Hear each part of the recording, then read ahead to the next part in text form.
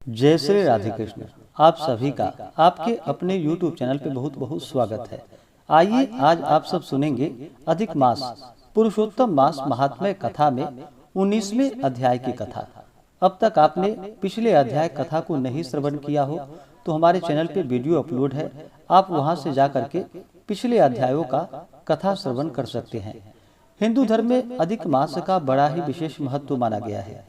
अधिक मास में गंगा स्नान करना, दान पुण्यों का कार्य करना, भगवान विष्णु, भगवान श्री कृष्ण, भगवान शिव का पूजन करना, इन सबों का बड़ा ही विशेष महत्व माना गया है।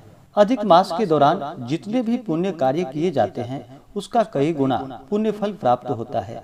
वहीं पे अगर बुरे कार्य किए जाते हैं तो उसका भी फल अधिक ही होता है। अधिक मास के दौरान जहाँ तक हो सके भगवत भजन में अपना मन लगाना चाहिए, पूजन पाठ आदि का कार्य करना चाहिए, दान पुण्यों का कार्य करना चाहिए, महात्म्य कथा आदि का श्रवण करना चाहिए। इससे भगवान पुरुषोत्तम भगवान श्री कृष्ण अपने भक्तों के ऊपर अति प्रसन्न होते हैं। तो आइए आज सुनेंगे अधिक मास पुरुषोत्तम मास महात्म्य कथा में 19वें अध्याय की कथा। तो बोलिए प्रेम से भगवान विष्णु की जय, माता लक्ष्मी की जय, श्री राधा कृष्ण की जय, पुरुषोत्तम भगवान की जय, सर्वदेवी देवता की जय। श्री सूत जी बोले कि हे तपस्वियों, इस प्रकार कहते हुए श्री नारायण को मुनि श्रेष्ठ नारद मुनि ने मधुर वचनों से प्रसन्न करके कहा कि हे ब्राह्मण तपोनिधि, सुदेव ब्राह्मण को प्रसन्न विष्णु भगवान ने क्या उत्तर दिया, सो हे तपोनिधि हमसे कहिए।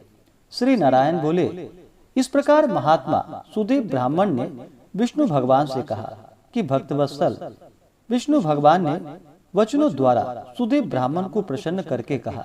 हरि भगवान बोले कि हे द्विजराज, जो तुमने किया है उसको दूसरा नहीं करेगा। जिसके करने से हम प्रसन्न हुए हैं उसको आप नहीं जानते हैं। यह हमारा प्रिय पुरुषोत्तम मास गया है। स्त्री के सहित शोक में मग्न तुमसे उस पुरुषोत्तम मास की सेवा हुई है। हे तपोनिधि, इस पुरुषोत्तम मास में जो एक भी उपवास करता है, हे द्विजोत्तम, वह मनुष्य अत्यंत पापों को भस्म कर विमान से वैकुंठ लोक को जाता है। सो तुमको 1 महीना बिना भोजन किए बीत गया और असमय में मेघ के आने से प्रतिदिन प्रातः, मध्याह्न, सायं तीनों काल में स्नान भी अनायास ही हो गया।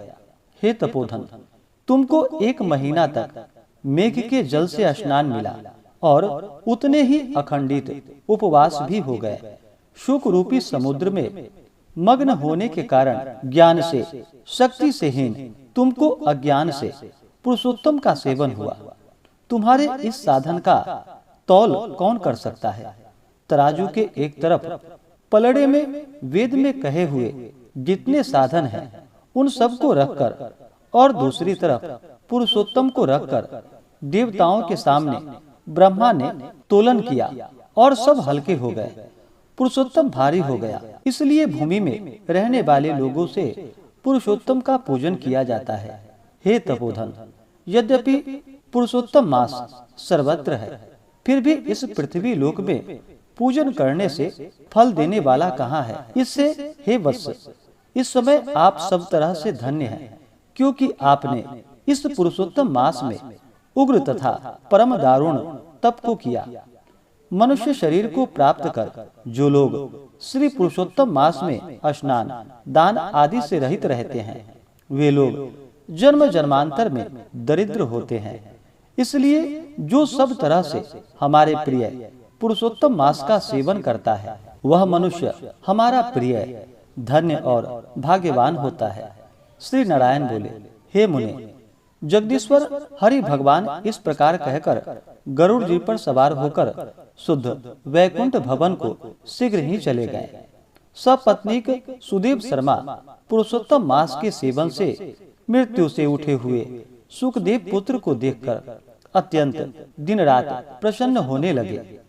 मुझसे अज्ञानवश पुरुषोत्तम मास का सेवन हुआ और वह पुरुषोत्तम मास का सेवन फलीभूत हुआ, जिसके सेवन से मृत पुत्र उठकर खड़ा हुआ। आश्चर्य है कि ऐसा मास कहीं नहीं देखा। इस तरह आश्चर्य करता हुआ उस पुरुषोत्तम मास का अच्छी तरह पूजन करने लगा। वह सपत्नीक ब्राह्मण श्रेष्ठ इस पुत्र से प्रसन्न हुआ और सुखदेव पुत्र ने भी अपने उत्तम कार्यों से सुदेव शर्मा पिता को प्रसन्न किया। सुदेव शर्मा ने पुरुषोत्तम मास की प्रशंसा की तथा आदर के साथ श्री विष्णु भगवान की पूजा की और कर्म मार्ग से होने वाले फलों में इच्छा का त्याग कर एक भक्ति मार्ग में ही प्रेम रखा। श्रेष्ठ पुरुषोत्तम मास को समस्त दुखों का नाश करने वाला जान करके उस मास के आने पर स्त्री के साथ जप हवन आदि से श्री हरि भगवान विष्णु का सेवन करने लगा। वह सपत्नीक श्रेष्ठ ब्राह्मण निरंतर 1000 वर्ष संसार के समस्त विषयों का उपयोग कर विष्णु भगवान के उत्तम लोक को प्राप्त हुआ, जो योगियों को भी दुष्प्राय है। फिर यज्ञ करने वालों को कहां से प्राप्त हो सकता है। जहां जाकर विष्णु भगवान के सन्निकट वास करते हुए शोक के भागी नहीं होते, वहां पर होने वाले सुखों को भोग कर गौतमी तथा सुदेव शर्मा दोनों स्त्री पुरुष इस पृथ्वी में आए। वही तुम सुदेव शर्मा इस समय दृढ़ धनवा नाम से प्रसिद्ध पृथ्वी के राजा हुए। पुरुषोत्तम नाम के सेवन से समस्त रिद्धियों के भोक्ता हुए। हे राजा, यह आपकी पूर्व जन्म की गौतमी ही पटरानी है। हे भूपाल, जो आपने मुझसे पूछा था सो सब मैंने कहा। और शुक पक्षी तो पूर्व जन्म में जो पुत्र शुकदेव नाम से प्रसिद्ध थे और हरि भगवान ने जिसको जिलाया था, वह 12,000 वर्ष तक आयु भोग कर वैकुंठ को गया। वहां वन के तालाब के समीप वट वृक्ष पर बैठकर पूर्व जन्म के पिता तुमको आए हुए देखकर मेरे हितों के उपदेश करने वाले प्रत्यक्ष मेरे दैवत विषय रूपी सर्प से दूषित संसार सागर में मग्न इस प्रकार पिता को देखकर और अत्यंत कृपा से युक्त वह शुक पक्षी विचार करने लगा कि यदि मैं इस राजा को ज्ञान का उपदेश नहीं करता हूँ तो मेरा बंधन होता है। जो पुत्र अपने पिता को पुन्नाम नरक से रक्षा करता है वही पुत्र है। आज मेरा यह श्रुति के अर्थ का ज्ञान भी वृथा हो जाएगा, इसलिए अपने पूर्व जन्म के पिता का उपकार करूंगा। हे राजा, दृढ़ धनवा इस तरह निश्चय करके वह सुख पक्षी वचन बोला। हे पाप रहित राजन, जो आपने पूछा सो यह सब मैंने कहा। अब इसके बाद पापनाशिनी सरयू नदी को जाऊंगा।